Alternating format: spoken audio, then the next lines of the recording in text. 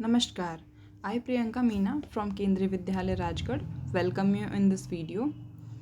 In this video, we are continuing our आज़ादी का Amrit Mahotsav series. इस वीडियो में भी हम आज़ादी के अमृत महोत्सव का जो कार्यक्रम है, जो सीरीज़ है, उसको फॉलो करेंगे. आप जानते हैं फर्स्ट वीडियो में बताया था कि आज़ादी का अमृत महोत्सव का मेन मोटिव या ऑब्जेक्टिव ये है कि हमारे जो फ्रीडम फाइटर्स हैं, जो अनटोल्ड रह गए हैं, जो अनसुने रह गए हैं, उनके बारे में हम लोग अपने नागरिकों को, अपने सिटीजन्स को ज़्यादा से ज़्यादा इन्फॉर्मेशन प्रोवाइड करवाएं. उसी सीरीज़ में रानी गेडेनल्यू के बारे में मैं बताने जा रही हूँ इस वीडियो में, जो हम बहुत कम किताबों में या फिर हम बहुत आम जिंदगी में बहुत कम जानते हैं. तो सबसे पहले इनका बर्थ कब हुआ. इनका बर्थ 26 जनवरी 1915 को, जब 26 जनवरी को हम मनाते हैं अपना गणतंत्र दिवस, अपना रिपब्लिक डे मनाते हैं, उसी दिन हमें रानी गेडेनल्यू के भी बर्थ डे को हमें सेलिब्रेट करना है.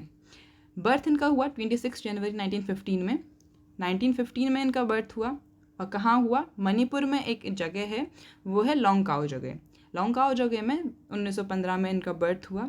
नागा एक ट्राइब कह सकते हैं आप. She was a Naga spiritual and political leader who led a revolt against British rule in India. जब हमारे ऊपर आज़ादी के लिए हम लड़ाई कर रहे थे और ब्रिटिश रूल हमारे ऊपर बहुत ज़्यादा हो रखा था, हम पे इम्पोज था ब्रिटिश रूल, तो उस रूल के अगेंस्ट में इन्होंने एक पॉलिटिकल और स्पिरिचुअल लीडर के तौर पर अपना लीडरशिप को आगे बढ़ाया. रानी जो गेडेनल्यू हैं या फिर रानी गिडालू, आप जो भी प्रोनाउंस करना चाहें, इसके लिए हम लोगों को जानने की ज़रूरत है कि इन्होंने क्या क्या कॉन्ट्रीब्यूशंस किए हैं. क्योंकि रानी गेडेनल्यू एक फ़ीमेल फाइटर रही हैं, एक नागा स्पिरिचुअल और पॉलिटिकल लीडर रही हैं. इसके साथ साथ में इन्होंने कोशिश की है कि जितना हो सके पॉलिटिकल अपलिफ्टमेंट हो लोगों का. जो नागा ट्राइब है उन लोगों को ज़्यादा से ज़्यादा पॉलिटिकल पार्टिसिपेशन मिले.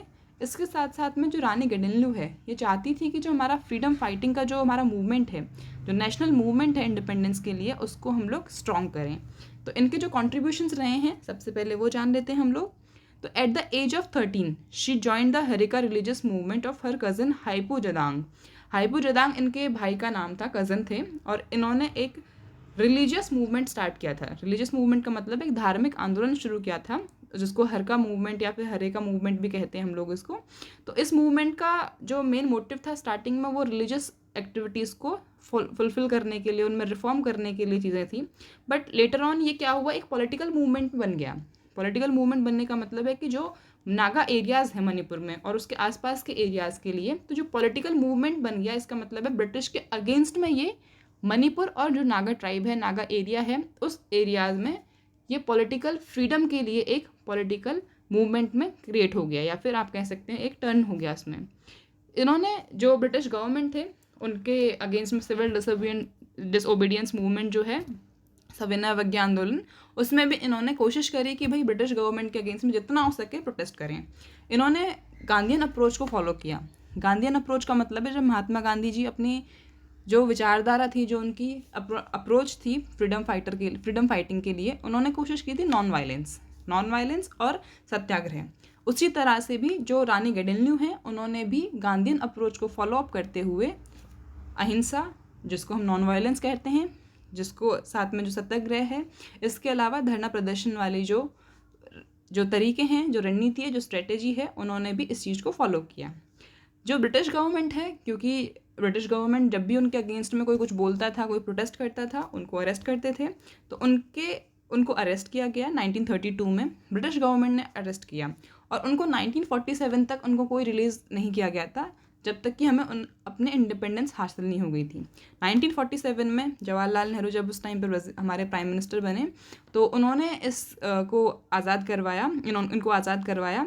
और जवाहरलाल नेहरू जब इन्होंने आज़ाद करवाने के साथ साथ इनको रानी जो पदवी है, जो टाइटल है, वो जवाहरलाल नेहरू ने ही इनको प्रोवाइड किया था.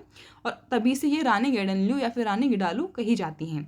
1947 में जब इंडिपेंडेंस हुई, हमें प्राप्त हुई, तो उसके बाद से इनको रिलीज़ किया गया. लेकिन ये फिर भी अपने जो नागा एरिया है, नागा ट्राइब है, मणिपुर के लोग हैं, उनके अपलिफ्टमेंट के लिए, उनके बेनिफिट के लिए, उनके वेलफेयर के लिए अपना काम करती रही. क्योंकि हम एक फ़ीमेल है, इसके अलावा फ्रीडम फाइटर है, जो हम नहीं जानते हैं कि इन्होंने क्या क्या काम किए हैं.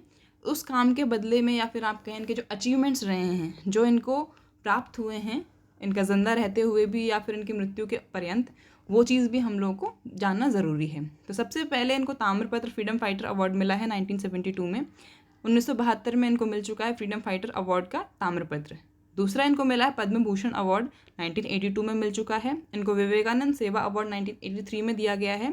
बिरसा मुंडा अवार्ड भी इनको दिया गया है, जो ट्राइबल एरियाज़ के लिए बेनिफिशियल काम करने के लिए, वेलफेयर काम करने के लिए दिया जाता है।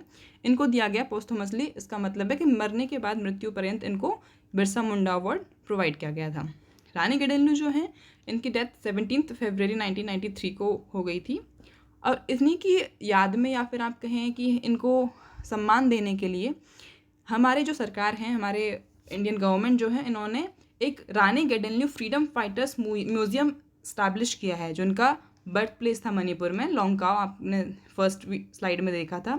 वहीं पर इनके लिए एक रानी गेडेलनु फ्रीडम फाइटर्स म्यूज़ियम स्टैब्लिश किया है इनके बर्थ प्लेस में मणिपुर में।